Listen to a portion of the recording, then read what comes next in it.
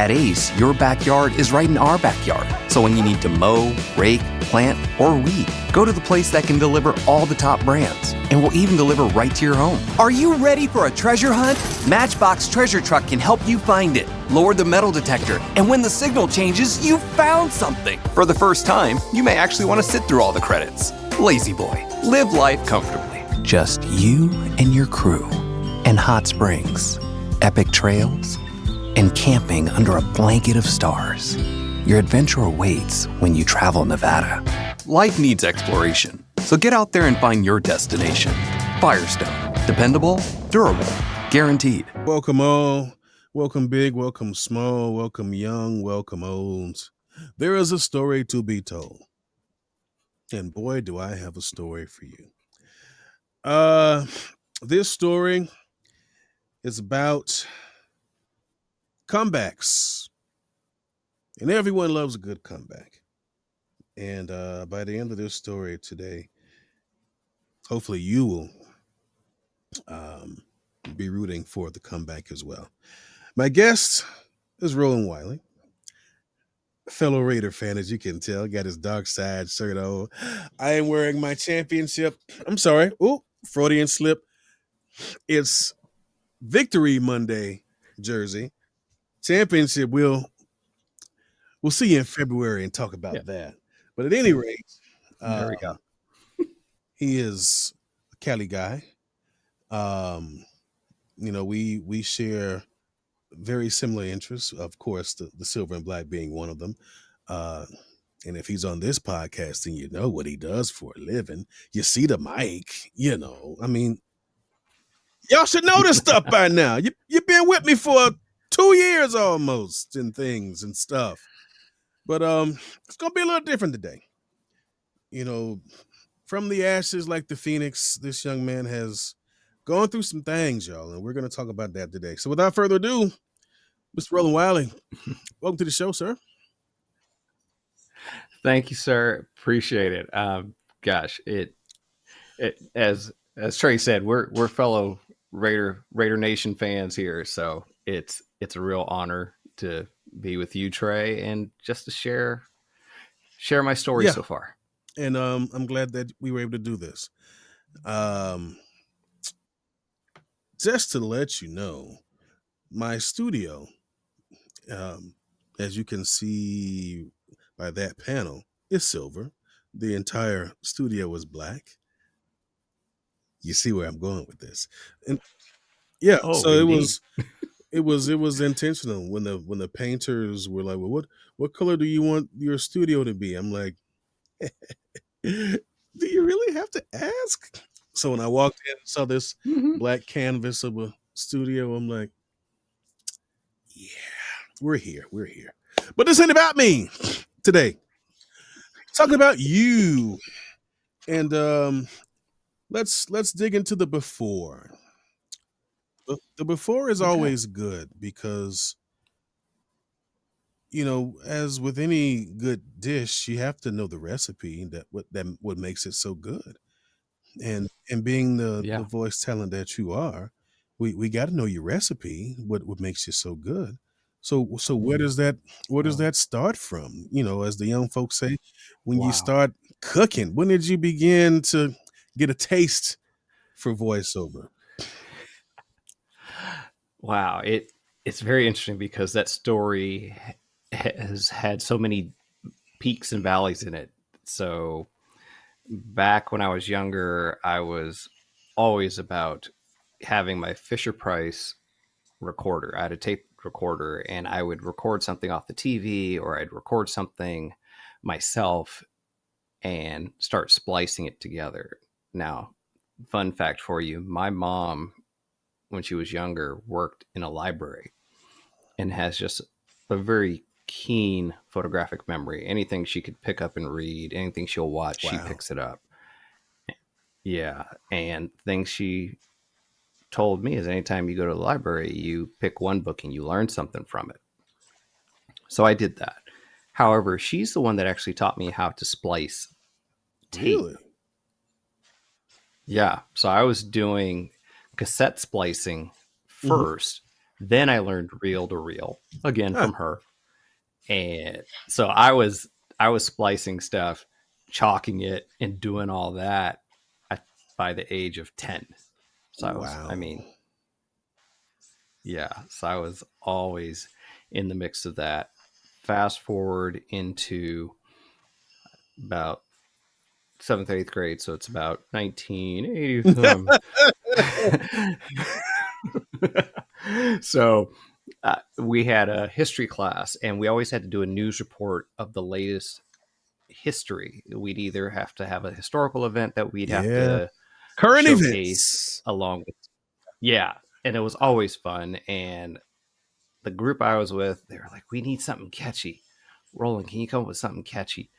And I did. It's like, I mean, video games were just coming up at the Mhm. time. So I was grabbing some theme music from a video game, then I was layering it with something else, and that was always our intro.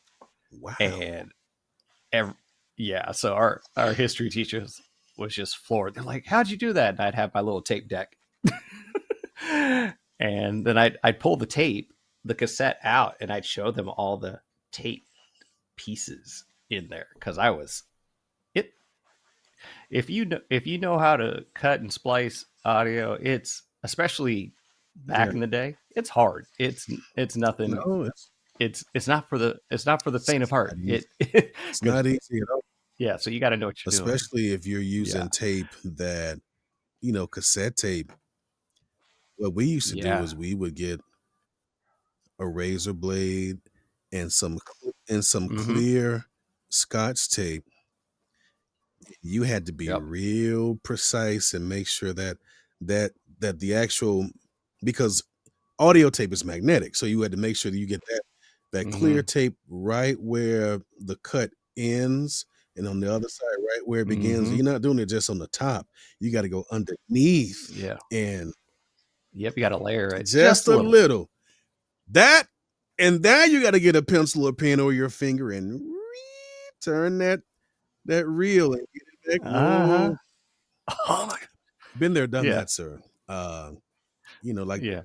I may not be a surgeon in the hospital, but I was definitely I a was surgeon on surgical on that. that. You say when Biggie said he listened to the tape pop, I was that guy, but I knew how to Mm-hmm. fix my tape.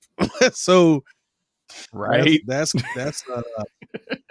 a skill. Once you pick that up, you can't Yeah. really go wrong in audio production because you know as rumor has it, um, that's where the term "cutting a spot" came from, because they used to Mm-hmm. mark in the reels that they were producing. They would cut where an advertisement or a commercial, hence the spot, would go. Mm-hmm. So they knew, okay, commercial goes here, and they get like a grease pencil, cut here, commercial in Yep. there, and keep it moving. So you're cutting the spot where the spot is going to go, and then so a little history for you folks. That's why they call commercials a spot, Yeah. because that's what a spot. Yeah. So you out Yeah. here being surgical with tapes and creating your own anthologies and stuff and things, and just today in history, Yeah. 1942, you got music and the whole, so you were making soundtracks of your life pretty much. Yeah, and it just became something that was a part of me. It's that just I mean, sound itself and audio production was something I was doing as when I was younger, and then fast forward later is that I was teaching. I've taught for about Hmm. 20 years off and on. I taught English, taught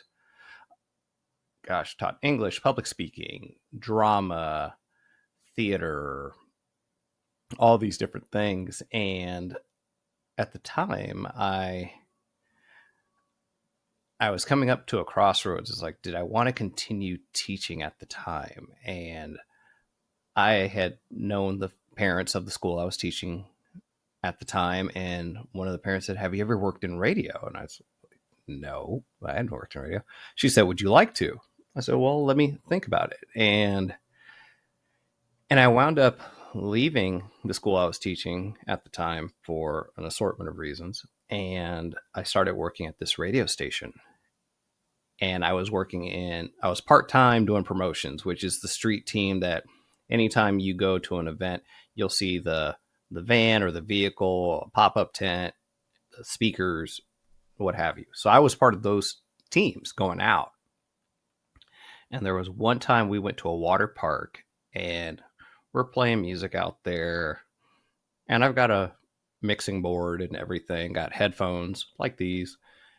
And people were coming by, but they weren't really sticking. And I decided to have the headphones on, and I waited to hear for the commercials to start. So I knew the commercials were coming up in a few seconds, and I potted down the music, and I just said, hey, this is Roland coming to you live from this water park, and we are here pumping music to the people enjoying the summer right now. Make some noise out there. And all of these people just flocked over to crazy. our booth. My mic was off as you were talking. I was sitting there going, I'm like, he can't hear me. I was saying that you were out you were out doing live remotes is what you were doing. I was, and I didn't even know what those were then. I had no idea what those were. And all of a sudden the promotions director came up to me and said, who taught you how to do that? I said, well, I've known how to do that for a long time. And she said, that was good. And it actually was, I mean, the radio station really enjoyed that. It made for great pictures, made for good PR, all that. So I stayed with them for, a few years. And then I left briefly because I went to get my teaching credential. Then I came back and that job wasn't available. However, there was a job in the production department. And I said, okay, well, I'm good for that. But the funny part was the chief engineer was looking, he's like, but you worked in that department. It's like, yeah, but I've been doing audio production since I was 10. And I started chatting with him like I did with you about the reel to reel and all that. And he said, okay. So he said, you'll probably pick this up pretty fast. And I did. And I was just back in my element, enjoying it. And then my boss overheard me on one of the shows on the weekend. He said, how did you get pulled into that? I said, well, the client asked me, because we also had long form programming, which is talk radio for everyone out there. And so I started doing announcing for some of the long form program shows, and he got me roped into doing overnights for one of the stations. So I started tracking the overnights, which for the radio listenership people, tracking means basically all those times when you hear the on-air personality telling you that was this song by so-and-so, but coming up next, we've got a whole nother music block for you. And then the commercials kick in. It's tracked, which means it's pre-recorded. So if it's a weekend, chances are that DJ is not there. Yep, he's already done that. It is. Yep, he did it probably Wednesday, Friday before he went home for the weekend. Push the button. So I started doing.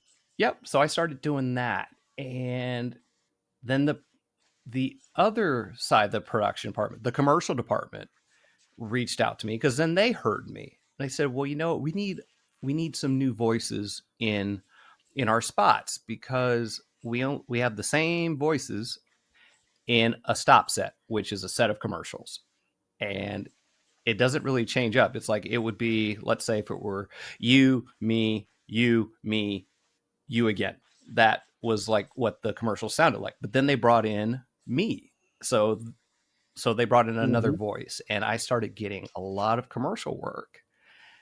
And that's when it just all came back to me. I said, you know what, this is what I enjoy doing.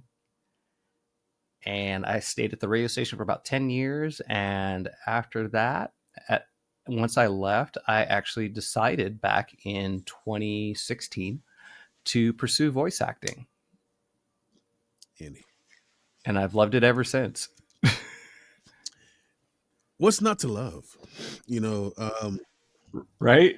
This this industry, this art form, really, uh, Yeah. in so many ways, is very is very rewarding uh, to a lot of people. You get the opportunity to use your natural gift of speaking, but with Mm-hmm. that, you create so many characters, or you get a chance to use your voice uh, to carry a story. There's emotion that Yeah. comes out of your voice. There's sadness, there's happiness, joy, energy, whatever it is. We have been Mm-hmm. called or chosen to Yeah. use our instrument as a tool, because that's exactly what it is. In this regard, it's a tool. Um, Yeah. but as with any instrument, it's a tool. A drum, even though it is an Yeah. instrument, but it is a tool for producing a percussive sound. Um, a Yeah. trumpet, it's the same thing. It's an instrument, but it is a tool to produce, you know, the sound that trumpets make. And you get a trumpet and a trombone and a drum together. Now you got a three-piece band. Somebody comes and gives you an upright, and now you got a bass. Somebody comes with an electric guitar. Before you know, you're like, "Damn, we melody." We got a Yeah, whole you got crew. melody and harmony, and you create a song, and that's what it's all about. Um, so 2016 is your Yeah. launch point. Well, I'm not going to say it's your Yeah. launch point, because it seems like audio has always been with you. So Yeah. I think cutting and splicing and doing what you were doing, you know, with the current events, and because you were using your voice then. Uh, Yeah. so I think 2016 was just the takeoff. You were already on the launch pad, but 2016 you hit the button Mm-hmm. and said it's time to go. So It's so go with time. Yeah. that, you've taken off now. Uh, Yeah. Everyone's ride on that first takeoff is not good, and some people go up and come right back down. It's like the Wright brothers. They had to kind of ride Yeah. that cushion of air for as long as they could. Maybe the first time it was, but we got to do it again, and then we we went up a little higher, and then that wing and then, but eventually you get just enough gust, Yeah. and you go back and tweak, and now you just soar. For you, Yeah. did you find that once you took off, you know, did you reach a certain altitude? Since we're using all of these metaphors for taking off, did you find Yeah. that you kind of got there and was like, this is nice, or was it, hey, oh no, and then you kind of had to get that gust of wind and bring you back up? Like, how was it the first couple of years for you? Oh, whew. The first couple of years, it was rough because I didn't I didn't have anything yet. And what I mean by that is I didn't have a demo. I didn't have any Mhm. of that. It was a lot of classes. I mean, again, I'm a former teacher, and I knew out the gate, once I decided to pursue voice acting, I need to do what I would tell my students: get to school.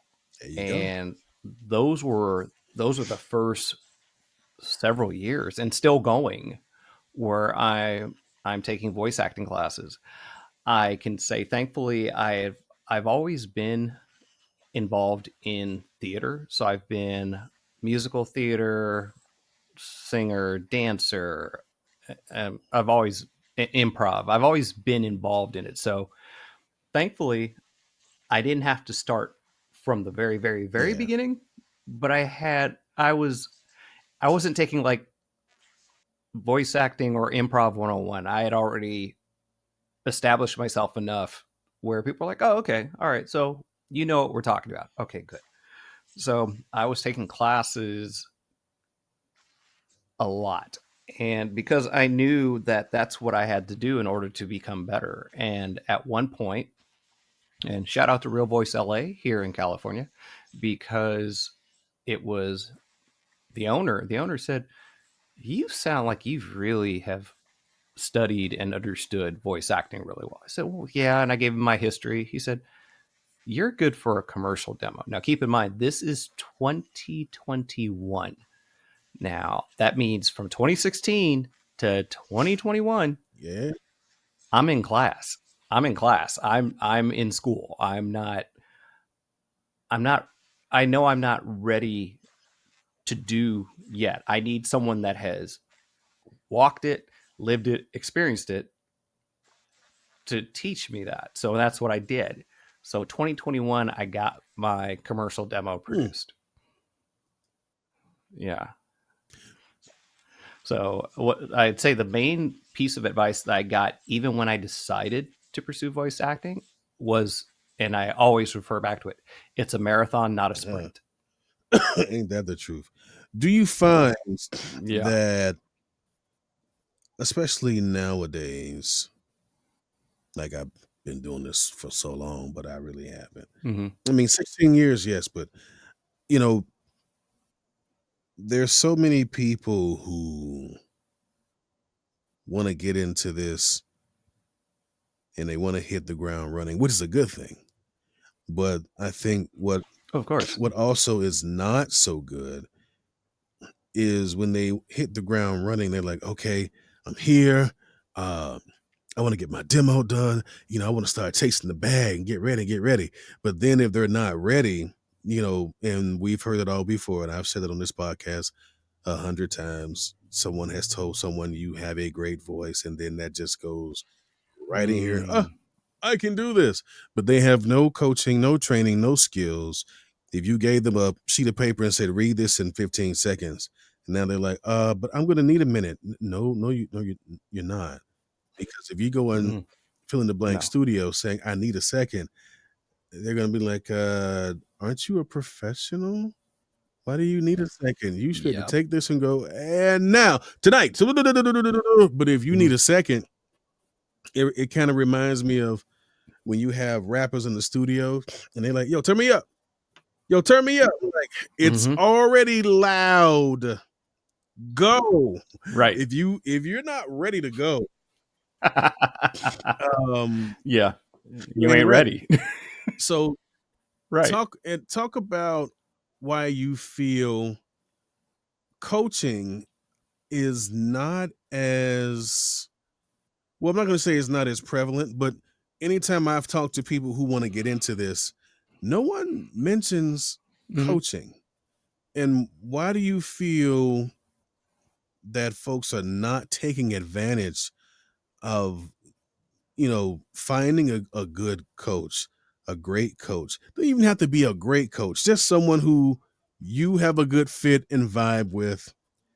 And you say, hey, I'm struggling with commercials. Can you help me? And they go, yeah, listening to your voice, you sound like you're this type of, and I gotta, here, read that. And then they hear you read it. Well, first of all, you're sounding too robotic, or I don't hear the smile in your voice. Or if you're on Zoom, you look bored. Are you okay? And they're just going, at Walmart, we have the best slow price. Well, right now you're reading it to me. So I need for you to, sell me on Walmart or sell me on Pure Life or whatever. That we're not sponsored by Pure Life, so don't do me like that now. But I mean, if you want, if you want to sponsor your boy, feel free. This segment brought to you by Pure Life. Pure Life provides healthy hydration and you can recycle. I just, you know what I'm saying? Let's get it. But there are a lot of people who will not take the time to get the coaching. And yes, there are some people that are just naturals. Like you Yeah. have them. I remember I was in a restaurant or maybe a diner or a dive, whatever. So, we were eating food somewhere, and the young lady, when she spoke, matter of fact, me and my boy BZ Cullens, we were at this place called Hash a Go Go. It's a breakfast spot, and this young Latina was our server. And when she spoke, she just it had a presence about it. And I got the menu, and she's like, "Hi, can I help you guys?" It's just the way that and I was like, Mm-hmm. "Yeah, sure. Um, I would like the breakfast because I really could. I was just, and I'm trying to engage in conversation to hear her talk, and it just, Right. I was like, wow, and that has happened on occasion where you just feel like some people just have it honest, and Yeah. even when she was speaking just conversationally and not really trying to, hey, this is good on the menu or this is good on the menu. She was just in her element. I'm like, she could probably do this. Um, she didn't. She Yeah. wasn't interested because she didn't think she had it. But I'm like, with the right, some tweaking and pushing of the buttons, she could have been good. But if you exclude the people who are not just naturals, and you have someone that's raw and unpolished, but they are very gung ho and they're just ready to Yeah. jump off the cliff and dive in. Um, but they don't want to get the proper education. Um, why do you feel Yeah. that people dodge that step?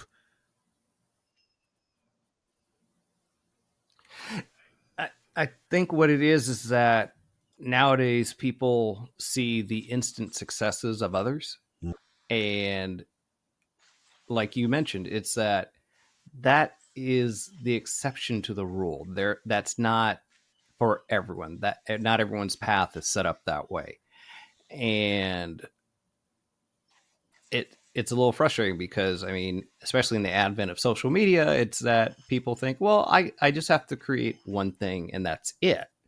Ah, Well, you're creating for a reason. You're not creating because it's something that's inherently you're attached to it. yes. And that's where I would say like working in radio really helped prepare me for that pivot because I had already been immersed in the commercial side of it and given a live read to do on the fly, and I'm processing it as I see it. Hmm. Thankfully, being an English teacher, I'm able to absorb it really fast and speed read it and kind of figure it out. But that also comes with years of improv and all the experiences I have. And now, when you have these people that are raw and gung ho, I applaud the energy. I love the energy of it. It's the Hmm. preparedness that I get concerned about because what happens when it's not an overnight success? Are they going to stick it Yep. out?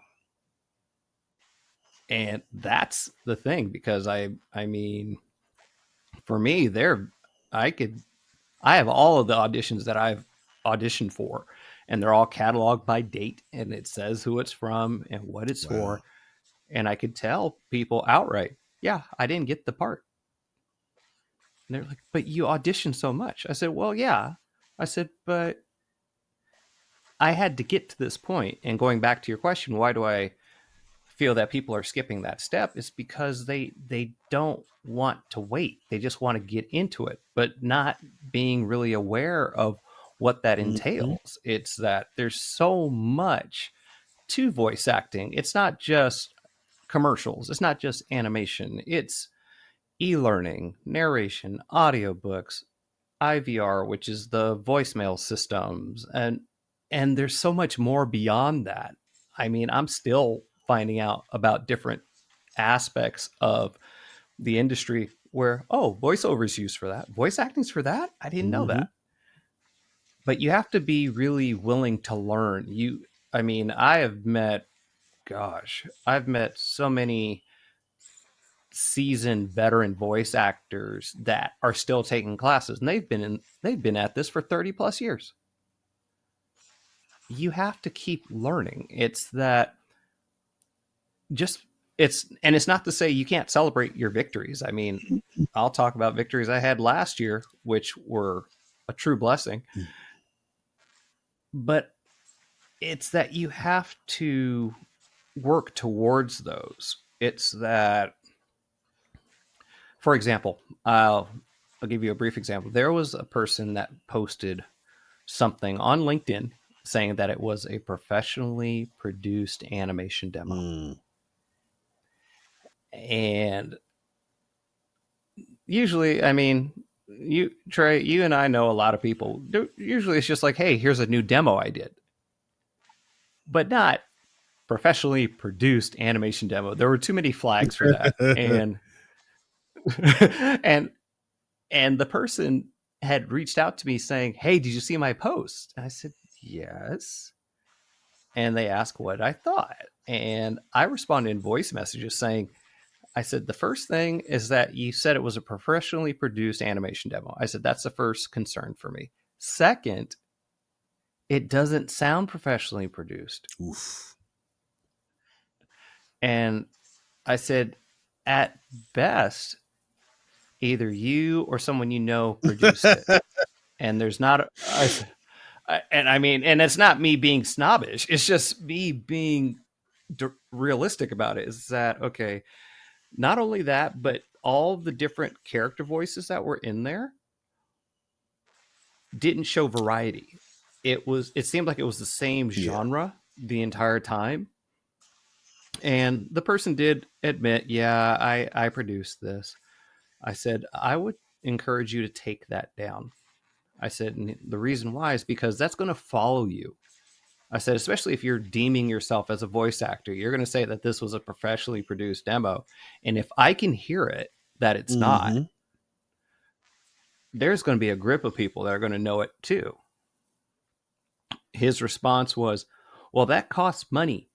I said, well, yeah, yes, it will. I said, and he's like, well, you have your demo. I said, and it took me 3 years to save up for that demo. Took me 3 years. And I explained to him, I said, if you want it bad enough, you'll work towards it. But it's not going to be an immediate thing. You want a professional demo, take the classes, prepare, save, and then go. So I think there's that the idea of seeing the end goal of I'm going to make money. I'm like, well, you're going to probably spend more money out. You will spend more before you start making it back. That is correct, sir. You know, it's we live in a microwave society. We want it hot and fresh right now. You know, it's like, how many people nowadays actually use their ovens to cook? Well, you gotta wait for it to get hot, and you gotta pop it in. Now you gotta sit and wait 45 minutes for the meal to cook, and I can just go to the microwave and it'll be done in 3 minutes. Yeah. And the quality is not so great. There you go. It's the quality of it. It's that, because I've had to explain that to my son at times. He wanted to cook something in the microwave. I said, it tastes better out of the oven. And it was interesting because one time we actually did that. He prepared something in the microwave. I prepared something in the oven.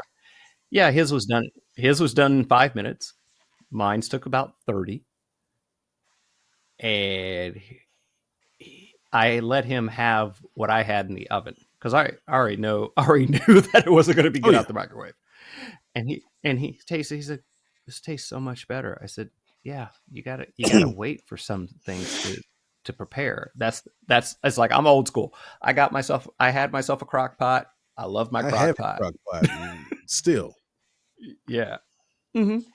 So it's like I like cooking with that because it lets it cook, it lets it marinate, it lets it bubble, it lets it progress into something beautiful. And you got to do that when it comes to this career. I I put it like that because it's that you'll be taking a lot of swings and you will not connect that ball.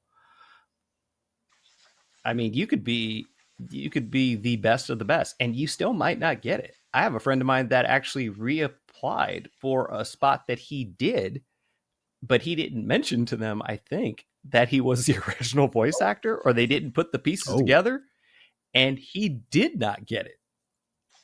Even after revealing to them, he's like, I originally voiced this. Yeah, we're going in a different direction. And that happens. Does happen. Yeah. So it's not a guaranteed. I mean, we are hustling and grinding daily. And, I find it interesting.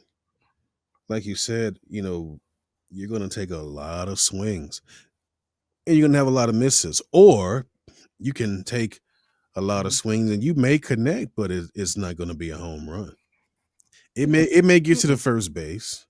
It may get to the second base. It may get to the third base. But if you're constantly swinging for the fences, like you have, since we're now doing sports analogies, you have power hitters, you have contact hitters. If you're batting .310, you only have 15 homers, but your on base percentage is .667. What does that mean? That means the opportunities that came to you, you were not trying to hit them out the park, but because you had so many opportunities come to you, you slowly get around the base and you will get home. There are home run hitters who with one swing, hey, I just became the voice of such and such brand. That might not be your thing. You may start off, hey, I voiced this little small project. I made $300 today. That's first base. Hey, I voiced this little project that got me 500. Second base. Hey, I voiced this thing, and now they have a thing where they want me to do 5 videos at 500 apiece. Oof, getting up there. And then when you finally round the bases and get home, hey, I got me an agent with such and such agency. And now, guess what? You got to go up the bat again. And still, don't swing for the fence. Just try to get contact. Because if you keep going to bat and you keep, advancing around the plate, every time you go home, you go up the bat again. And eventually, if you get enough at-bats, which is auditions and reaching out to companies and marketing yourself, you will get that home run. And you will knock it out of the park. And when that does happen, there is no better feeling. But even home run hitters have to make contact. So, find out or figure out who you are on the baseball field of voiceover. Are you a contact hitter that has to get job before you get the big one? Or do you feel like your skills are that polished, or they're that marketable that you should be hitting home runs every time? And guess what? Not everyone hits home runs every time. Exactly. Barry Bonds struck out a lot. You think Sammy Sosa and Darryl Strawberry and Gary Sheffield hit a home run every time they went to bat? No. They struck out. Or they just made contact. So I'm just saying, just, swing. But also swing, yes. But also if you see a bad ball coming, don't take a swing at that. And that bad ball could be someone who does not know how to produce a demo, but because you only have 300 and they said, well, I'll do it for 300. And it's crap. And you got to send that out to fill in the blank producer or agent. And they're like, what is that? Is not good. You should not be sending that to anybody. How much did you pay for that? Yep. I've had that question asked. And it's like, oh, I paid $3. Yeah. Okay. Yeah. If they would have said maybe 5 or 8 or 1,000, Okay, I could Yeah. see where your money is going, but for 300. Now, I will say every now and Uh-huh. then there are going to be people Mhm. who are great at producing. And maybe they're Oh, not yeah. doing it pay off student loans. And if they say, "Look, I'll do it for 300 because I know you're in a bind." But once you start to book more Yeah. work, that next demo you come back to me, I'm gonna charge you my regular rate, which is 1,000, 1,200, 1,500, whatever. But Mhm. if, you know, Charlie demo producer goes, "Yeah, I'll do it for 3," and you're like trying to ask him, "Well, who have you worked with?" "I work with some people." But Mhm. if he can't say, "Yeah, I did so and so's demo," and you can reach out to so and so or go on their website and listen, and he just, "Yeah, I've done tons of demos." Like for who? Man, everybody. Mm. Everybody who? And he can't Yeah. Who he is can't name everybody? one name, but if you go, Mm-mm. "Yeah, I went to," I can't think of his production company, but Eric Romanowski. Um Okay.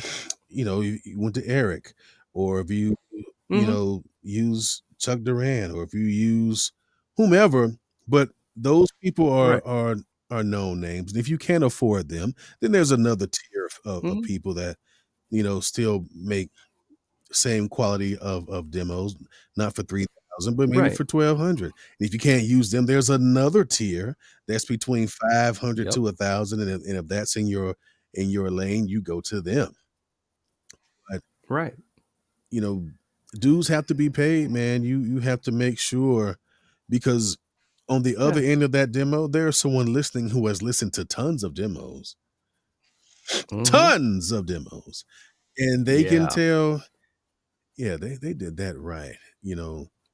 I hear more Mhm. of the person than the music, because I think sometimes when people are making demos, they feel like the more music and production that they have, that it's going to sound like, yeah, you've done this before, and it might, until Yeah. now you've booked something, and they want you in Yeah. studio, and like, why doesn't he read that like he did on the demo? Why don't How many times did he have to practice before he yeah, why don't landed you that sound like that? that yeah. Hello, why why Mhm. why you why you know sound good? I don't understand. Help me help Yeah, you. you know, But it's true though, because and that's the other side of it, because you brought up that point where you have this really polished demo, but then you have the voice actor that goes into the studio and they don't land like no, that. And you find out that it took them several takes, and and those several takes may have taken out, an yeah, hour, an hour and a half. And once you're in the booth, they ain't got time for that. They want what they heard right that is now. correct. When I do my promo sessions, we're barely connected for 10 minutes. We may have some Right. chatter, some small talk. "Hey, how's your weekend? How you doing?" Especially if I work with them a long time. So now, Oh yeah. family, this, and like, "Hey, yeah, my son just did blah blah blah." "Oh, cool." Or, "Hey, your Giants lost this week." "Yeah, man, but at least your Raiders won." "Yeah, they did." And then even with all of that, that might take 5 minutes. Yeah. The actual session Hmm. is like, "Yeah, we got a short one for you. All right, tonight, da, da, da, da, da, on Sundance TV, or such, on AMC Plus, and the, AMC app." And they're like, "All right, we're good." And the total Hmm. record time with the conversation is like 15 minutes, and you're Right. out of there.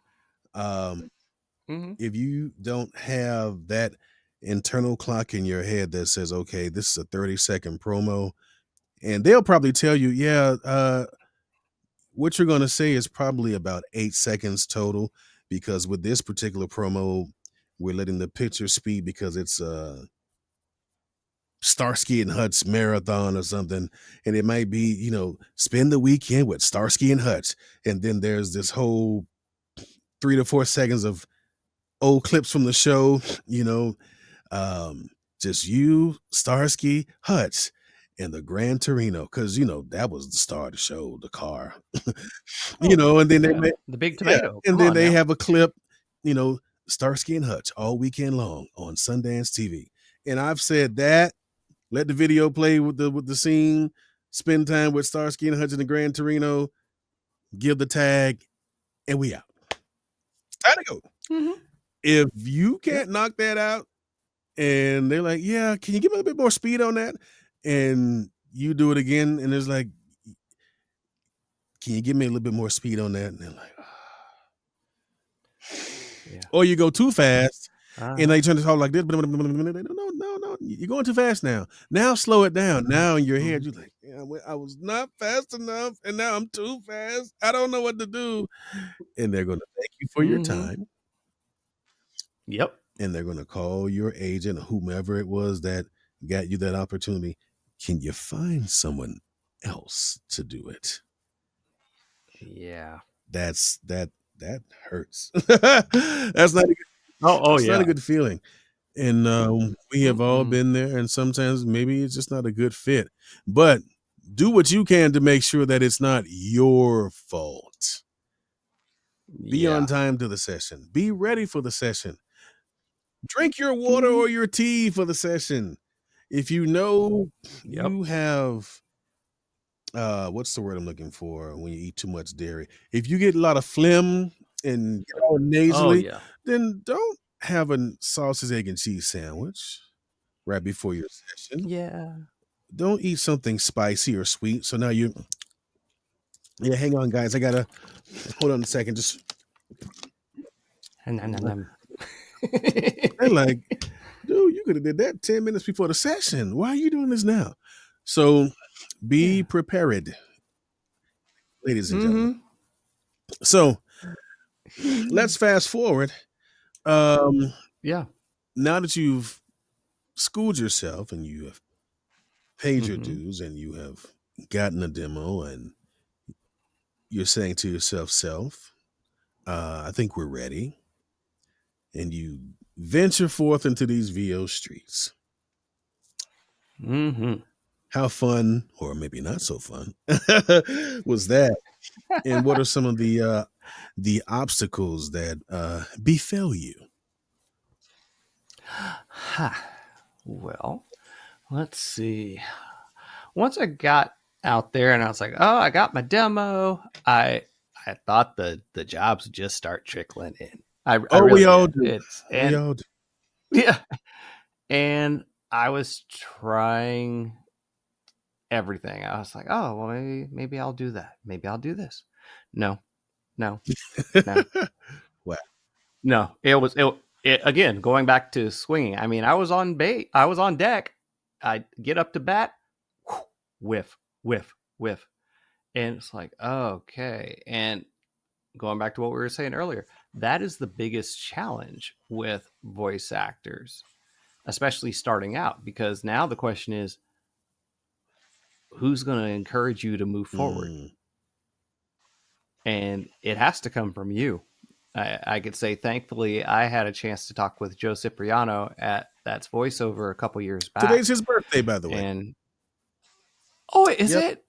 So, not sure when this episode is going to air, but September 8th, it's Joseph's birthday today. So, if you get a chance, give him a shout. Happy birthday, Joe. Happy birthday, Joe. Yeah, but I remember he was telling me that he was saying there have been thousands, those are his words, thousands of auditions when he started out that he was not connecting. And it brought it to reality for me. I said, okay, this is Joe Cipriano. Right. I said, okay, if Joe Cipriano has experienced that, I still have a chance. And I just realized, and we'll talk about this at some point, it's that I realized this year, especially with everything that's been going on, I've pivoted in terms of voice acting. Not that I'm not doing it, but it's in terms of where I'm going. with voice acting. Yeah. And yeah, so right now my focus is audiobooks because it makes sense. And because also the better part is that I received training from the right Yeah. person. Yeah, I had gone to VO Atlanta in March. Awesome conference. If you get a chance to go, I highly encourage it. And I met Scott Brick, who Oh, is one of audiobook voice actor supreme. royalty. And he and I talked. Yeah, he is. And he and I talked for a bit. And after finding out what had been going on with me in the course of this year, which we'll get to, he said, I want to help you. And he wanted to find out, was I interested in audiobooks? And I told him yes. And I said, but I've gone the path of audiobooks online and not so Yeah. great. I'm not, it's that I was doing audiobooks, but the number of hours I spent recording, producing, editing it did not have a healthy return on investment. I mean, it was either I did the book and it was done and you get paid per finished hour. So if you spent 60 hours on a book, but the book's total length is 4 hours, you only get paid for the 4 hours of content. You don't get paid for the 60 hours you Right. spent. Yeah. So there's that aspect. The other aspect is it's a royalty fee, which means that the book, in order for you to be paid, the book has Got to to make sell. money. Yep. Yeah. And it's just like, oh. And I shared that. And I shared that with Scott. He said, okay, yeah, that's a common occurrence. He said, but I'm going to show you where to go. And that's the thing we all need as voice actors. We need the guidance of where to go and how to do it. It's not about, if we all knew what to do, we would all just be doing it, True. period. But in order for us to move ourselves forward in this career, we have to surround ourselves with people that know more than we do, or more than I do anyway. And after talking with him, he and I met for 6 weeks. Oh. And he was training me on audiobooks, which really just reignited my whole passion for teaching literature anyway. Because the more we started doing it, the more things started firing back up. And I said, oh, I see that because he said, oh, okay. And he said, oh, the English teacher juices are kicking back in. I said, yeah, because I completely see what you're talking about. So now I'm working towards that because I know that is a good place for me to be. And also in voice acting, you learn that your voice isn't cut out for everything. True. And some people try to be the Swiss Army knife for it. I have Swiss Army knife abilities, but with certain things, it's not in the voice acting industry. And that's okay. Yeah. I might be a really good disclaimer guy, NMLS number 213445. And it's like, everyone's like, how do you do that? I'm like, well, I've played with it enough times where the secret for me is that when I think of NMLS number, I think of the word animals and then just say it similar. I train my brain to say it like that. So I'm like, NMLS number 23145. But that's pretty clever. But that's how I've learned. I mean, it is. And it actually, because instead of thinking NMLS number, you think of animals and you just take certain vowels out. But again, that's my geek English teacher mind that came up with that. So, yeah. Oops, excuse me. Oh, so nothing beats a jet too hot. Different... I'm sorry. That's what it sounded like on you. I was like, oh boy. I thought it's so. I'm sitting there and I'm looking at my phone. I'm like, I turned everything off. I turned do not disturb, everything except for that alarm. There you go. But you learn that the beauty of your voice and voice acting is what makes you you. And I mean, we could definitely do a whole another segment about cultural identity and voice acting, and that's its own other episode. We can Yeah, come back to buddy. that. We stay tuned for part two for that. Yeah. Uh, so we're gonna switch gears a little bit, and Yeah. if you're comfortable, and I know this Yeah. goes deeper than voiceover. Um, Yeah. you and many others that we know. Matter of fact, Joe was a part of it. Randy Thomas, a lot of people in Mm-hmm. our community last year um, were affected by the fires in Altadena and in Pasadena. Um, Yeah. I remember when I saw it happen, and I'm like, do I know anyone that's out there? And then all of a sudden, the posts started popping up, the videos started popping up. Matter of fact, you and I were talking, and I was like, "Hey, man, you're okay?" And you was like, "No, Yeah. I'm not."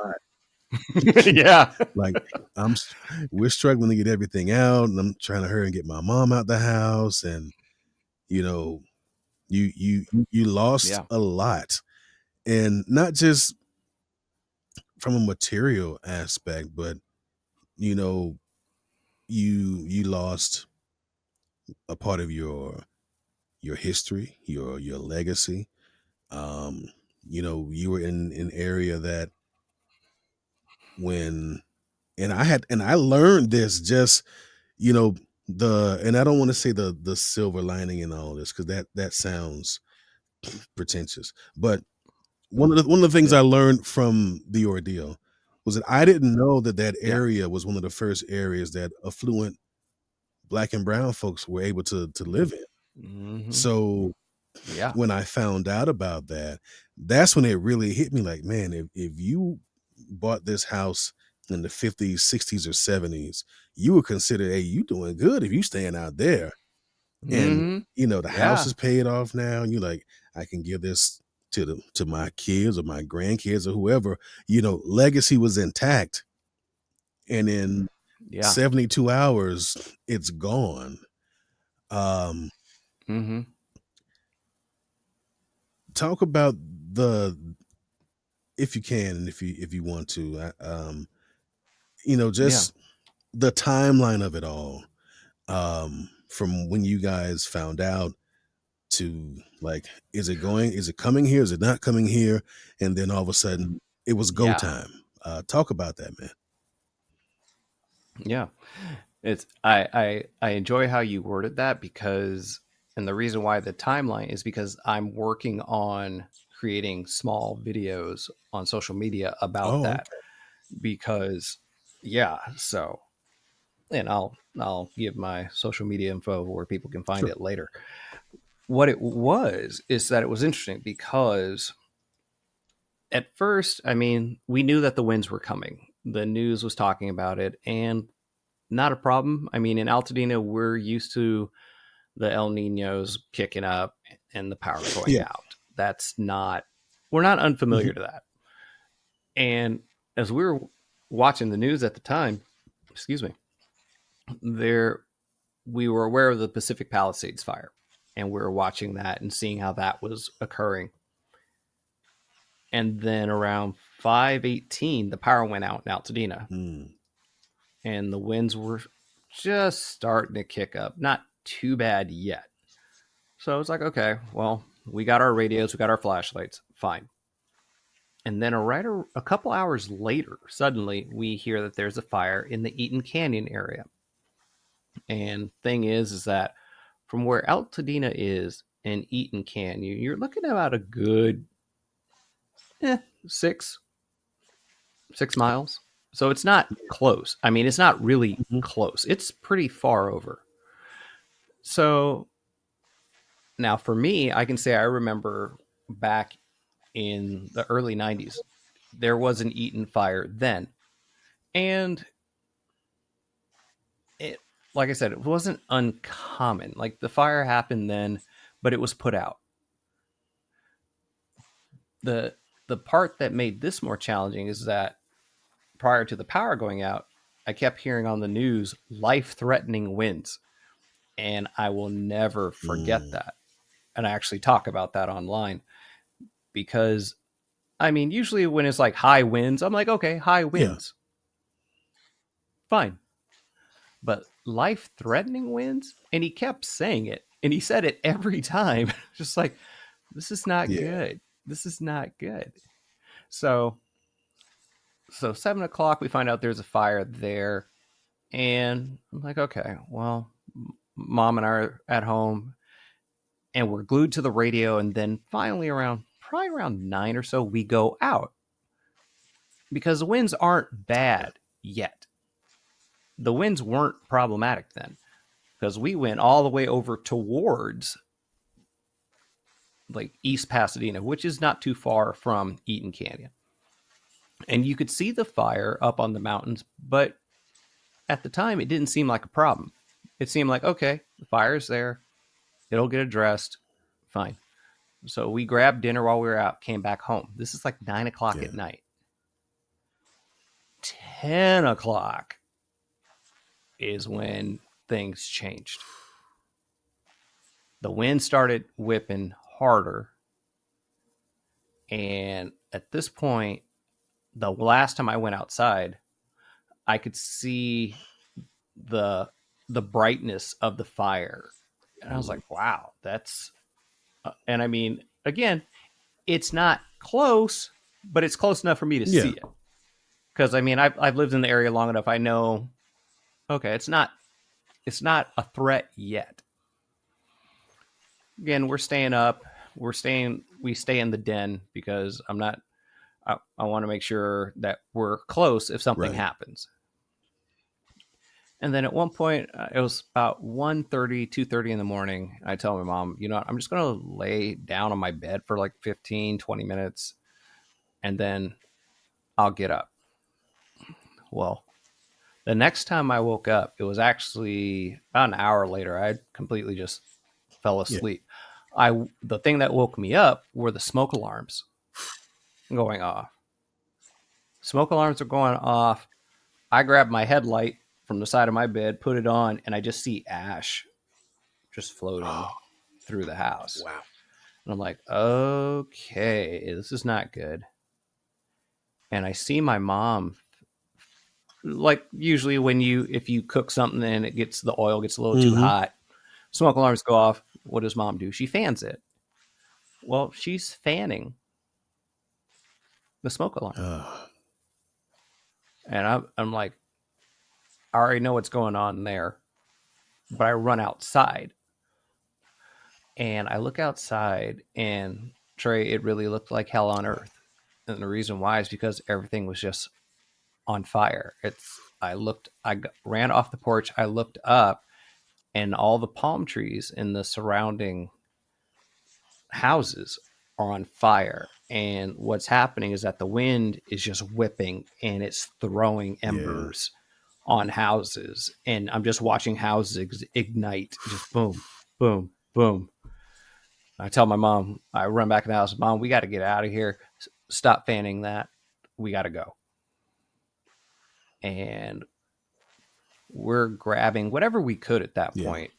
I mean, because I don't see much time at Mm-hmm. this point because in our neighborhood, we didn't get a notification. Mm. We didn't get that notice. So, like I said, the smoke alarms That's were the my yeah. notification. Wow. Yeah. So we grab what we can. Funny part was I had just gotten a VO gig earlier that evening. Mm. And I was so proud. I posted on social media. I'm like, even with the power out, I'm still hustling. And I got it sent. I sent it out and everything. But I grabbed immediately my laptop, my mic, and some cable. And I grabbed some clothes and I started blind grabbing. I couldn't even tell you what I started grabbing. It was just like, okay, let me get that and get that. My mom had to leave her car because she was in no condition to drive. And I was just like, Mom, just toss in the back. We're out. And all of our neighbors are clamoring out of their driveways, grabbing their stuff, getting their older parents, and we're looking around. We're actually calling out to our neighbors, like, "Hey, are you there?" Because we would see a car, or we, especially like to the neighbors to our left and right, we're like, "Okay, are you out? Are you out?" And they were making their way out, and we drove, and people were like, "Well, where are you driving?" I'm like, Yeah. "Away." That Get the was hell it. on. That's where we Yeah. going. Right. I'm like, I'm driving away. I don't have a direction as long as it's not here. So we're driving down the street, and Trey, it's crazy. It's just like stuff is on fire all over the place. Mm, And fire trucks are coming up the street. We're going mm, down. I mean, even one of the neighbors' houses on the corner on the block below us was on fire, and it was gone. It was basically gone. All at this point the firefighters are just putting the fire out mm, so it doesn't spread. And it was dark. And at one point my mom's like, well, let's see how the church is. And that's not too far from us, like 5 minutes. I was like, okay. I go up Fair Oaks, and at a certain point I could not see in front of me. smoke. It was smoke. I saw fire, and I said, Mom, I can't go any further than this. I'm turning this around. And we just came back down Fair Mm-hmm. Oaks. And I mean, just seeing, and I can send you footage, Trey, if you want, because I was able to take footage from my dash cam that I have on my car, and I took that off. But it just so weird. It's so surreal because it's like something really where it's like watching a movie, except you're not You're watching in a it. movie. Yeah. You're in it, Mm. and just seeing stuff burning all around. I mean, buildings that have been in the neighborhood for 50 years. One building made of stone completely burned to the ground because the heat was that intense. It's just, so we drove out, and at one point I saw what I thought was a spotlight. I thought it was a helicopter shining a spotlight into the Mm-hmm. fire. It wasn't. It was actually the sky. I could actually see the sky because I kept looking at him like, that's not a spotlight, because it's like it didn't, like the Mm-hmm. clouds, the smoke around it wasn't moving. So it was a one piece of blue sky. That's when I knew it was probably around maybe 6:30, 7 o'clock, Mm. because it's just dark. All the smoke has covered the sky. You can't see. You know what that reminds me of? If you remember The Matrix, Mm-hmm. and there's a scene where one of the ships was able to go up through all the darkness and the smoke, and for a brief second they looked Yeah. up and saw the blue sky, like, oh, there is sky up here. Then they went Mm-hmm. back into the darkness. That's what that reminded Right. That's me. right. Wow, man. Wow. Yeah. Jeez. So Yeah. you guys get out, and you're Yeah. scrambling at this point, just trying to get away from devastation that's following you. Uh, Yeah. where did you end up in once you got settled and was able to catch your breath? If ever, Yeah. you know, from that point, what was the next steps to try to come to grips to what happened, what is happening, and how do you move on? Yeah. Yeah. Gosh. At that point, we wound up going down into Pasadena, and then my mom. It was probably about a little bit later, and my mom's like, "Well, let's see if we can get back up to the house to see how the house Hmm. was." And I said, "Okay, well," I said, "I know the main streets that we can take to get back up in there." So I did, and we made it back to our block, and one of my neighbors had called and was asking, like, did we make it out okay? And I told her, yeah. And she's like, what about our house? And right when she said that, her house just went, and I cried. I'm like, I'm so sorry. Yeah. And then, and she lived across the street from us. And then I turned around and got in our driveway, and my mom at first for a moment was thinking like I can run back in the house and get something. And I was like, Mom, you can't. She's like, why? And I told her, I'm like, because the backyard to our neighbors is on fire and it looks like it just leapt Mm, over into our yard. yeah. And so we just booked it again. And this time we went to the Pasadena Convention Center, which was kind of the hub for the American Red Cross at the time. But that wasn't going to work out for us because they had one of the convention rooms just opened up with cots, and it was chaotic in there. I mean, I know I wouldn't be sleeping. I would let my mom sleep, but I would probably just be standing Of on course. Yeah. watch. And I'm like, I'd be on the coffee, just looking around, Yeah. like just looking around. So we knew that wasn't going to work out, and so we started driving.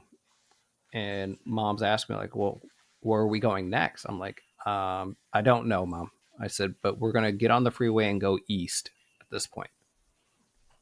Because I knew that hotels in the Pasadena area were going to be immediately Yeah. gone, and because everyone's trying to pile into those. And I was like, okay, well, how far east am I willing to go? And we wound up going to, I'd say it's like on the verge of Brea, Walnut, and Covina, which is pretty far east. I tell people, I'm like, if you know where Pomona Hmm. is, that's pretty much Yeah. where we're out that way. And to this day, I couldn't tell you, but I was on the freeway and I got off an exit, and there's this hotel right off the freeway. And I go in there and I explain the situation, and they're like, yeah, you're probably the second person that's come in here from that area to find somewhere to stay. So we stayed out in that area for about 3 weeks, and then we learned that hotel rules say that you can only stay in a room for a maximum of 3 weeks, Wow. and then you have to leave. But you can come back in 24 hours.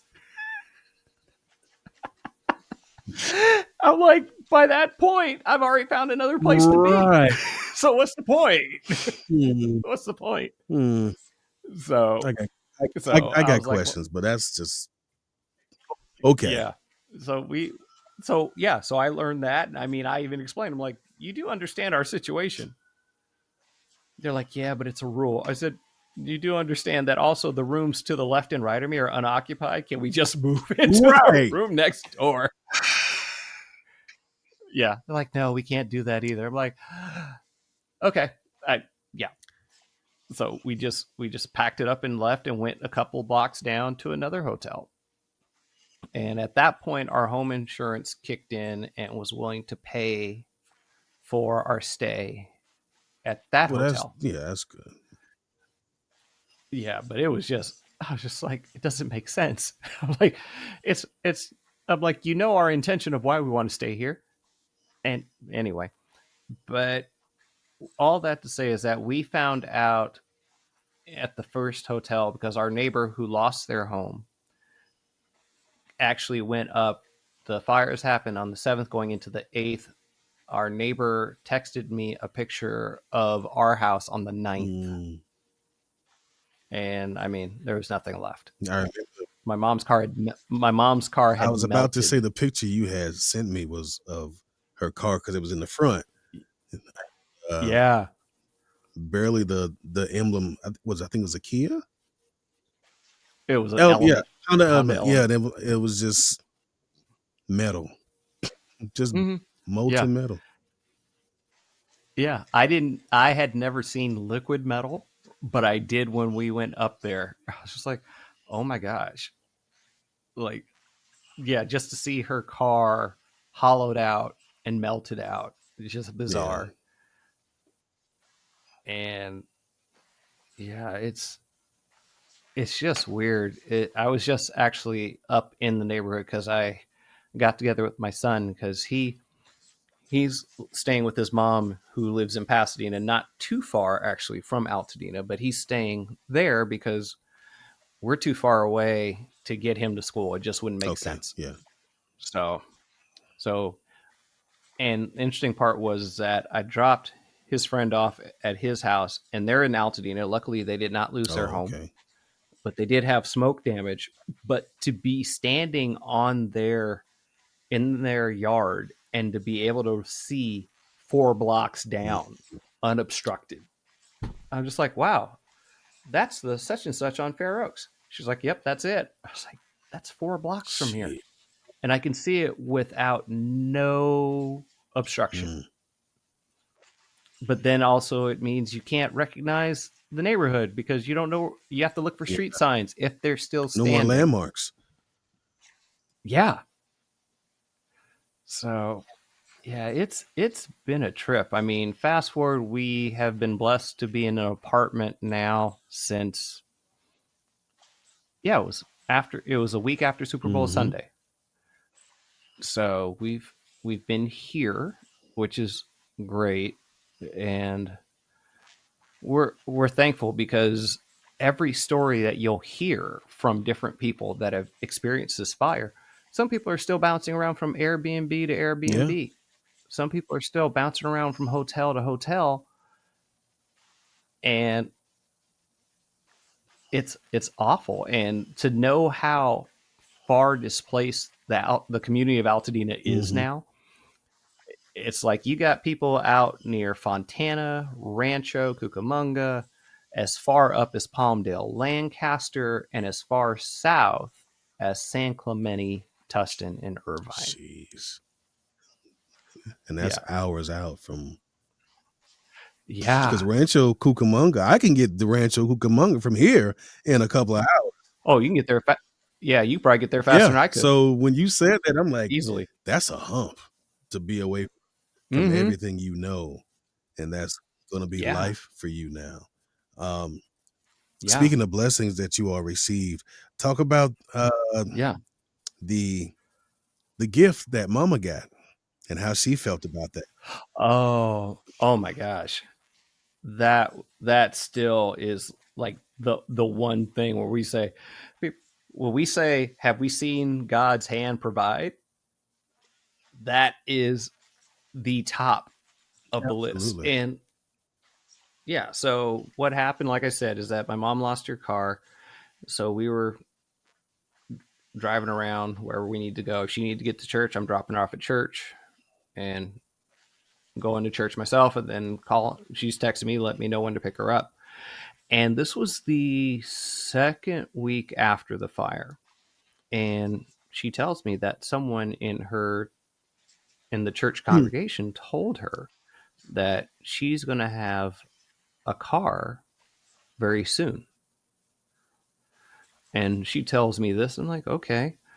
And in my head, I'm sitting there like, I don't know how we're going to do this because, I mean, it wasn't really something we were thinking about. It was more like, okay, we're thinking about, okay, we need to get clothes. We need to have this. We need to have this. If we get a car, great. But now we're talking about an added expense. Right. So then there's that. And Friday, that same week, that same person calls her and says, well, I think we found you a car. Come to such and such a place and check it out. So we go there Saturday, and it's interesting. As we get out the car, my mom's like, that looks just like my car, only that it's gray. I was like, it does, doesn't it? And then we see this church member and his wife and their grandson, and they're saying like, well, we did all the inspection on this car, and you want to go test drive it? I'm sitting there like, okay, cool. So we test drive it. We get back and we come back in there, and he says, well, I just got to fill out some paperwork. And I'm looking at him like, I don't know how we're going to pay you for ain't this. said nothing about how much it's gonna cost a month, or you know, Right. That's what I'm thinking. I'm like, what's the payment plan? It's like, because that's where my of mind course, goes yeah. there. And yeah, and he had me and my mom come together and he said, God told me to take care of you all right now. This car is paid for. And I mean, even saying it again, it's just like, it's still mind blowing to me. Absolutely. Yeah. And yeah. And I didn't know what to say to him then. I still don't know what to say to him now. And I've told him that. I'm like, I'm still speechless.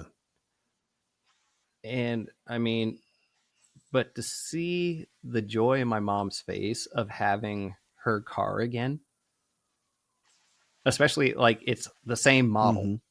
Now, what was the original color? Because It bring the original color was metallic tangerine. That is the color, because I remember she said that. She's like, I remember my metallic tangerine car. Now she's got kind of like this midnight gray. mm-hmm. But she's so happy with it. It's like, because it's what she had. Yeah.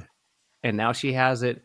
Not only does she have it again, but she has it with some more bells and whistles. So now she can drive and do hands free now. So she can Oh, be on the phone and drive hands free for phone calls. And she's so happy about that, because that was the one thing I was trying to figure out. I was like, how do we do that? And then she had a CD player, and she's like, I don't have any CDs now. And one day I was out, me and my son, and he wanted to get some records, and I found a CD of one of her favorite gospel artists, Mahalia Jackson, and I got that for her as a gift.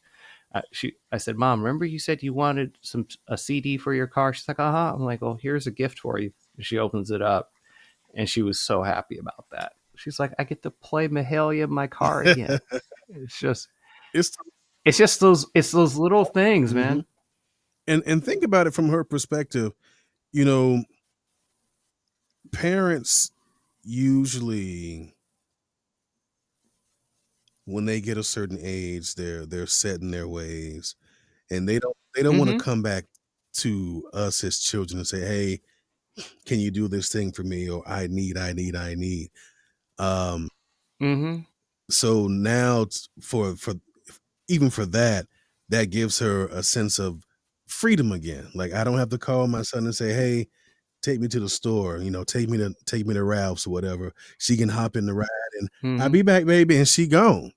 And maybe she Mm-hmm. don't come right back.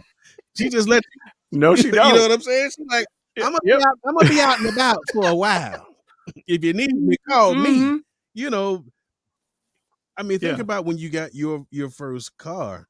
There's something Oh there my is something gosh. about the Yeah. freedom of not having to depend on anybody.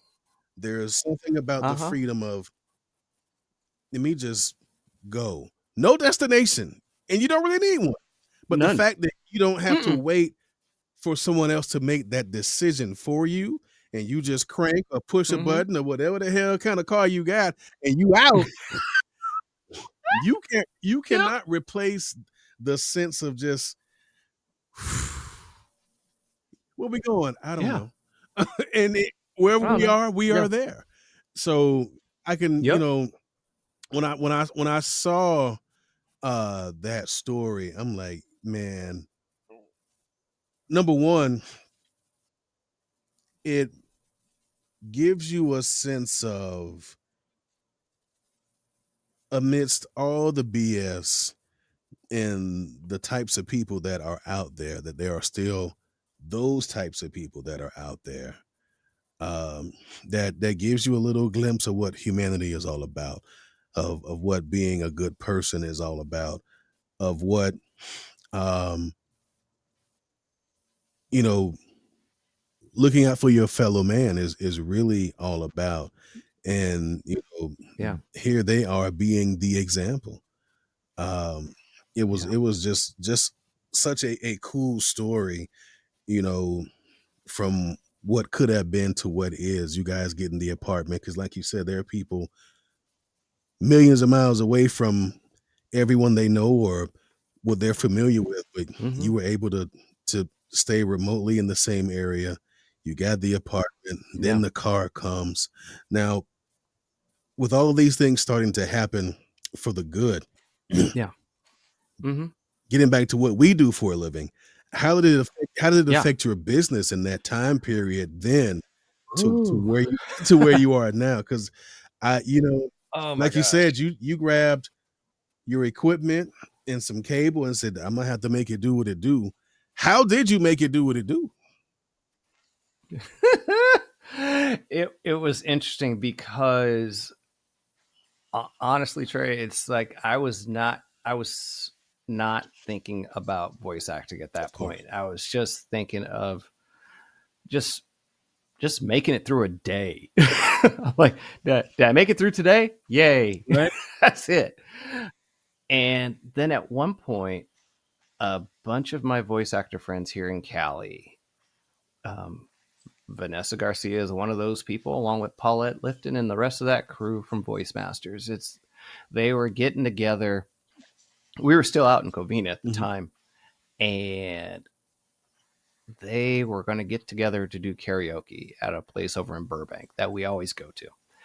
And at the time, I was like not really feeling it because everything's going on, and my mom overheard the conversation. She's like, "You need to go out with your friends. She knew. You have, yeah." She's like, "You need to go with your friends. You need to be with your friends. You've been more than amazing to take care of us and to do all that you've been able to Yeah. do." She's like, and that was great, and it was good because that really helped move me back towards doing voice acting or really focusing Mhm. on it. And in the past, gosh, from January to now, I'll give you bullet points of it just because there's so Sure. much of it. A friend of mine who's been I've known him since high school, so we've known each other for close to 30 years. Um, I'm right up there with you, and man. he I look young, but no, I've earned these grades. I get it.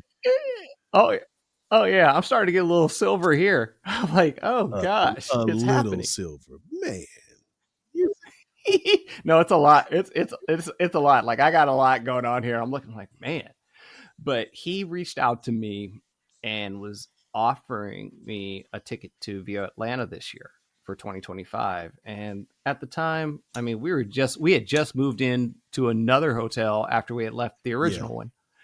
And I was just like, nah, I'm good. I'm good. He's like, well, the offer still stands should you Hmm. want it. Then a few days later, my email, my voice acting email goes off and I get something from NAVA, the National Association of Voice Actors, saying, "Oh, I'm sorry, you didn't get the scholarship."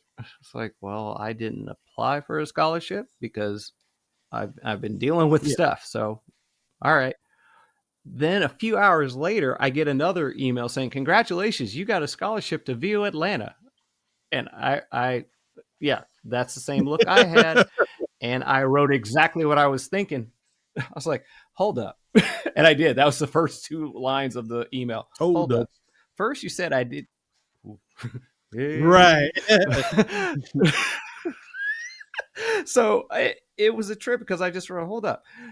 First, you said I didn't get it, which I was cool with because I didn't apply for it anyway. Now you're saying that I got it.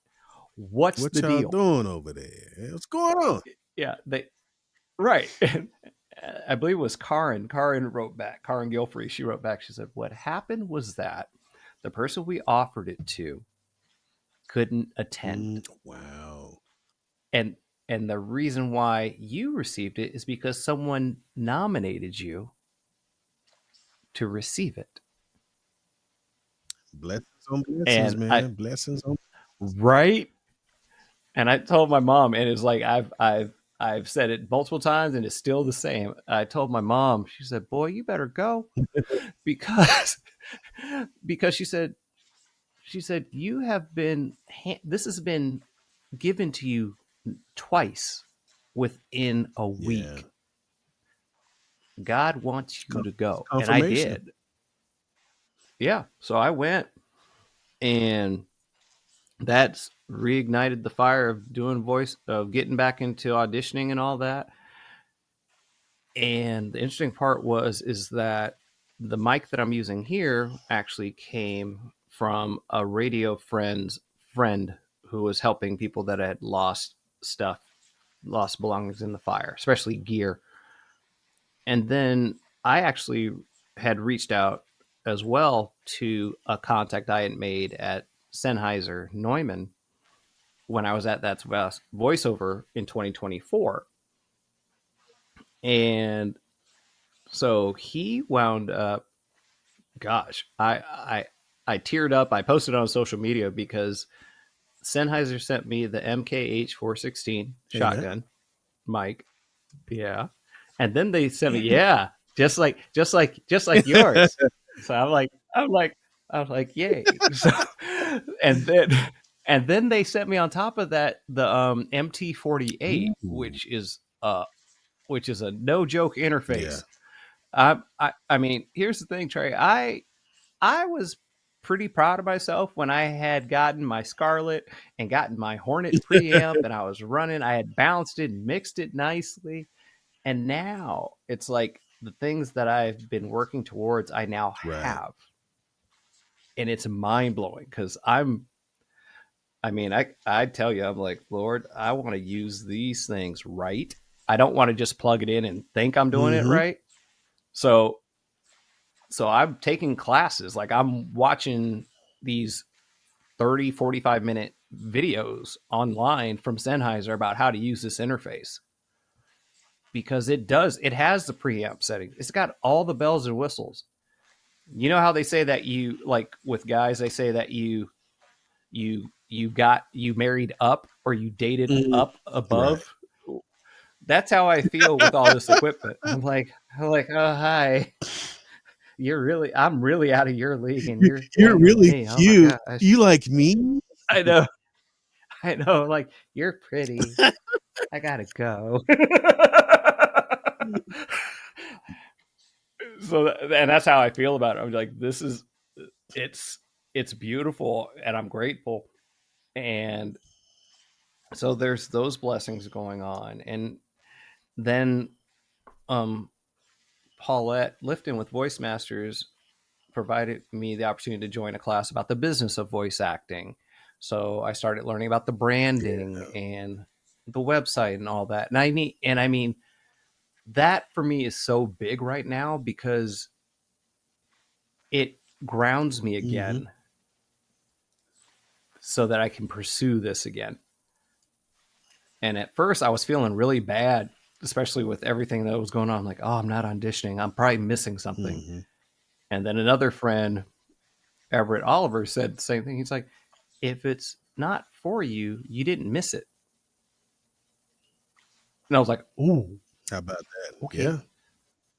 Yeah. If it's not for you, you didn't miss it. So don't beat yourself up about not auditioning. Look at what you're dealing with right now. You got a lot of stuff going on. When you audition, you audition. If you don't, that's okay. Yeah. So just recognizing that. And this season for me has been a lot of learning about voice acting again. And going back to what we said earlier, it's just like, I have to continue to learn. And if that means not auditioning for the time being, that's okay. But I'm building up the knowledge so that when I go start auditioning more regularly, I have a little more understanding with whether that's reading the copy, whether that's understanding the audience, whether that's speaking in a higher register versus a lower register, right. Which, yeah, it's just like all those things are working towards my success. All of it's working towards my success.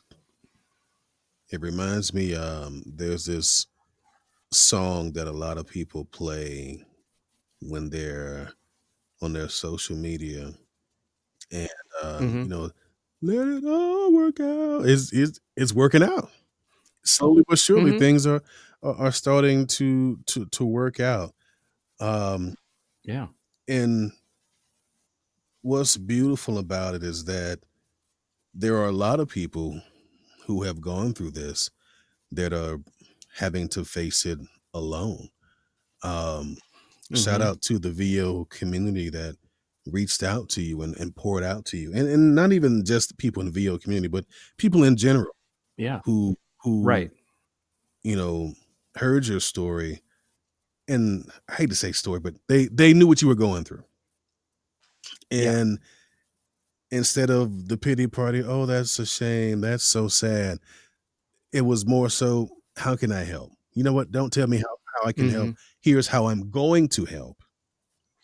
Hmm. And I hope that what I am able to do in some way, shape, or form takes a little bit off that shoulder, takes a little bit off that shoulder so you don't have to carry all this by yourself. Um, Oh yeah. and to see it now, and like you said, you things you were not expecting to happen. Mama Hmm. gets a car, you get a microphone, people donating money, Hmm. just it's like standing in front of a tree that bore no fruit, and all of a sudden just a Hmm. little bit of water here, a little bit of water here, and then you went back and was like, oh, Hmm.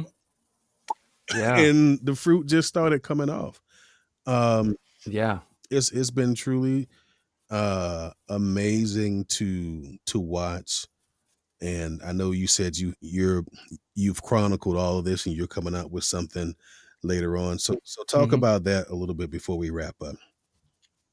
Yeah, sure. So on my Instagram page, and that's Roland, ROLAND underscore Wiley, WILEY, I am starting to do, I'm doing chronicles of the 24 hours before the fire, after the fire, and just, I don't know when it'll end really, because there's so many different parts to it, and there's so many different things I had taken pictures of. Some are just still shots of standing outside, and it's just a beautiful day. Yeah. But there's a story behind that, because when I look at the picture, I said, "Oh, I remember why I took that picture." And it's gonna have it's really just an emotional journey of it, but I also find it very therapeutic as well, because I'm going through a lot of photos of the destruction that was there afterwards. But I also have the beauty of being with my friends, being with my family, my cousins, and just remembering what's most important. I mean, that, like you said, that we're not alone, and Right. we're not meant to live alone either. It's like we're meant to be in community. So yeah, you can find it on Instagram, Roland, ROLAND underscore Wiley, WILEY. I already done told y'all twice now, so we need to Two times. go over there and make it happen. So, as I always do with my guests, and and for you, this may have a whole different perspective. Um, Mm-hmm. from what has went on to what's going on to what's happening now in your life, how does Roland underscore Wiley take time out for himself? Uh, I take time out for myself in terms of, I love writing, so I take time to journal. I love doing that. My guilty pleasure is karaoke. I love singing. I'm a musical theater kid, so if there's a time to sing, and I could be lounging at home, it's 9 o'clock at night. Someone's like, "Hey, let's go out." No, I don't want to go out. We're going to a karaoke bar. Okay, fine. That'll perk me right up, and I'll go. But really making an effort, I would say, also in terms of taking care of myself as well, is like I send just happy texts every once in a while. I'm like, I appreciate our Mhm. friendship. I'm thankful for you. And people are like, well, what is this for? I said, something I have just placed it on myself to do, because instead of saying, kind of going back to what you're saying about how I can help, Yeah. I decide to do it, whatever that looks like. I'll take time to write a handwritten letter, because I love, like I said, I love writing. So if I have someone's address, or if I need their address, I'm like, I'd like to send you something, and I do. And friends are like, I can't believe you just saw that and sent that to me. I said, well, I thought of you when I saw it, so here you go. I thought only I did that. I call it drive-by texting. I will just at Yeah. random, whoever pops in my head, I'll say, "Hey, keep doing what you're doing. Proud of you." I'm like, what I do? I'm like, I don't know, but whatever it is, Mm-hmm. Right? Keep it up. keep up the good work. You know what I'm saying? So that's that's real cool, because I think Yeah. we all need somebody to lean. That just came. Oh, but No, we you're all done. we can't even be serious for a second. But No, bring it that's together. okay. But we all need every now and then to just have someone or people say, "Hey, I see Mm-hmm. what you're doing. You're doing a good Yeah. job." Or maybe they don't even see, but just, hey, in case someone didn't tell you, you're Mm-hmm. doing all right, or it's gonna be all right, or if you need something. There was a Mm-hmm. friend of mine. I won't say his name, but I saw that he had made a post just a couple of days ago. He was like, kind of going through Mm-hmm. some things right now. I don't need anybody's pity, and so and so and so. I just hit him Mm. up and said, "Hey, I don't know what's going on. I'm here. You know where I'm at." He was like, "Oh man, thank you, bro. I needed that," Mm-hmm. because he needed it. So, Mm-hmm. folks, if you, or as the old commercials would say, if you or someone you know, but in all seriousness, if you or someone you know is in need of a call or a text, I lost a good friend of mine earlier this year, Mm. and that Yeah. still carries with me, because I'm like, what did I not talk to him enough? Did I not call him enough? And it wasn't that. Um, I can't place all the blame on myself. There were other factors that he was fighting with that I was not Yeah. armored or equipped to help him with, and unfortunately, he lost that battle. But if you Yeah. know of people that you think may be going through something, or if you yourself are going through something, talk to somebody. They don't have to have a license for you to talk to them. They don't have to have a No. degree for you to talk to them. They could just have your friendship, Mm. your companionship to talk to them. Yeah. I've made it a habit, especially ever since we lost Trey. You know, men are always taught to keep it in here. As of Mm-hmm. late, I don't give a damn no more. I tell my I tell my Mm-mm. boys all the time, I love y'all, man. Like, and it's hard at first because you got these tough brothers, and they like, love you too, bro. I'm like, it's okay. You can say it again. Say it till you mean it. Mm-hmm. And one of my bestest friends, when he lost his mom, I said, you lost a mom, but you still got a brother. Yeah. And I think that just made us even that much more tighter, because, and I'm not sure if he's ever said it, because he's not only lost his mom, but he actually lost a blood brother. So Oh it's like, wow.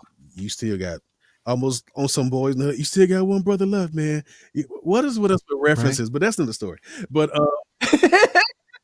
because we, but but You still got one. Still got still one. got one. But you know, and I told him, I said, I love him. I told him, I said, I love you, Mm-hmm. bro. He was like, I love you too. And it didn't feel weird or awkward. We wasn't like, Mm-mm. I gotta go lift some weights now because I didn't express that I care for another I guy. know. It was just Right. as my dog. And we need Yeah. more of that, fellas. Get Yeah. into the habit of letting your boys know that you love them and you care and you want to see them do well, you want to see them fall in love, whatever it is that they stand in need of, you want to be there to Yeah. encourage and support it, because we need that shit. Mm-hmm. There's my friends that know me really well. I'm a hugger by nature. I've always been a hugger, and there have been friends, guy friends too. They had to get used to it because they're just like, that's just how Roland is. Because I would just go and give them a hug, and there's no words. It's like I'm just giving them a hug, and they, over time, they start realizing like, you say a lot with your hugs, because they'd sit there, and at first they kind of, and then they do that tap. Yeah, it's like the signature man tap, bro. All right, yeah. Okay. All right, now. All right. Okay. But then they relent, and it's like, all right, man, because whatever the initial thought was, as the embrace gets tighter, it's like, did I need this? And your shoulders kind of drop, and it's like, yeah, man, it's okay. It's all right. Yep. Yeah. So, yeah, I think that's a pretty good period to stop this here, Syndig. And you've already given out what I usually say. Well, how do we find you on your socials? He done told you twice. Once, twice, 3 times, I'll do it again. ROLAND _WILEY.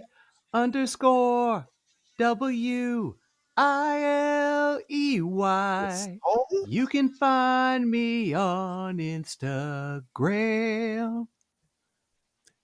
92.7 FM. That was the smooth stylings of Mr. Roland _Wiley, with his remake of 3 Times a Lady, 3 Times a Social Media Name.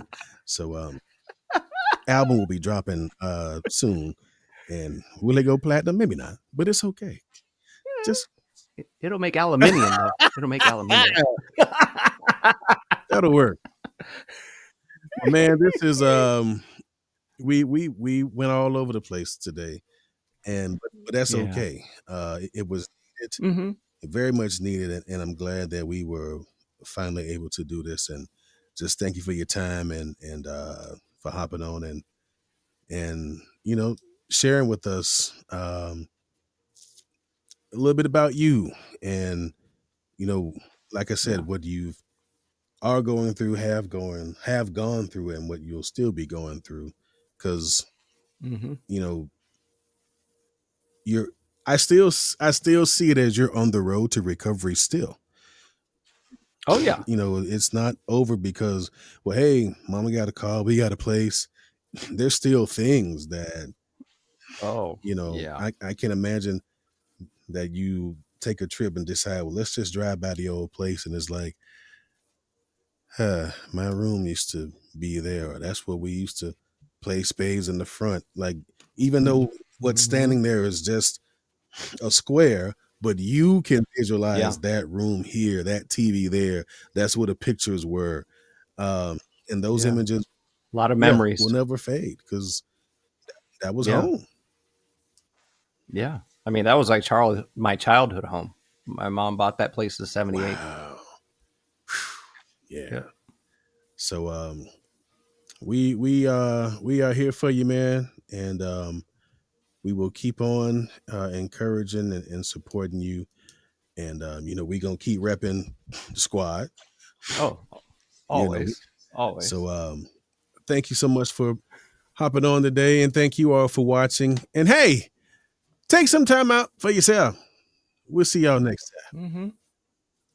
Thanks for listening to the Take Time Out with Tre Mosley podcast, part of TMX Creative. You can find us on Apple, Spotify, iHeart, or wherever you get your podcasts. You can also find us on YouTube on the Take Time Out with Tre Mosley YouTube page. Thanks for listening, or thanks for watching. Either way, we'll see you soon.